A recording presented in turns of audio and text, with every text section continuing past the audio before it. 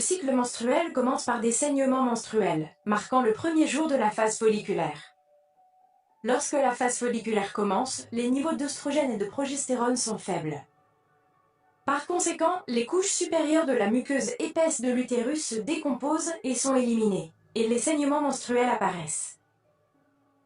À peu près à ce moment-là, l'hypophyse commence à envoyer l'hormone folliculostimulante à vos ovaires, stimulant le développement de 5 à 20 follicules dans les ovaires.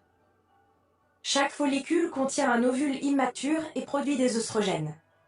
Un follicule va bientôt commencer à se développer plus rapidement que les autres. On l'appelle le follicule dominant.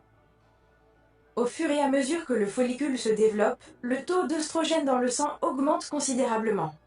Cette augmentation des œstrogènes commence à inhiber la sécrétion de l'hormone folliculostimulante. La chute de l'hormone folliculostimulante permet aux plus petits follicules de mourir. Ils sont en effet privés de l'hormone folliculostimulante. L'augmentation de la quantité d'œstrogène dans votre corps permet également à la muqueuse de votre utérus de s'épaissir en nutriments et en sang.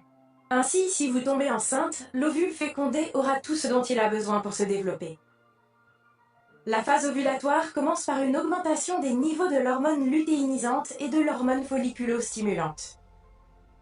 La poussée de l'hormone lutéinisante déclenche l'ouverture d'un des follicules les plus importants et la libération de l'ovule, qui se dirige vers la trompe de Fallope et commence son voyage vers l'utérus.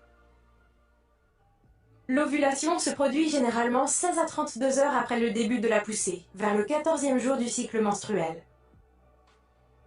Pendant la phase lutéale, les niveaux de l'hormone lutéinisante et de l'hormone folliculostimulante diminuent.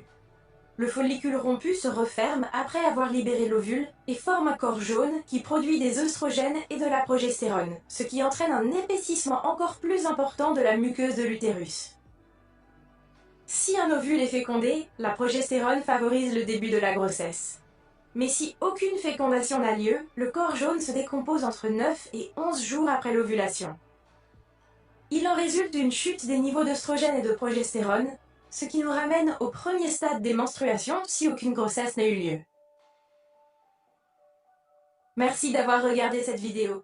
Veuillez regarder mes autres vidéos si vous souhaitez savoir comment se produit la fécondation ou comment un fœtus se développe dans l'utérus.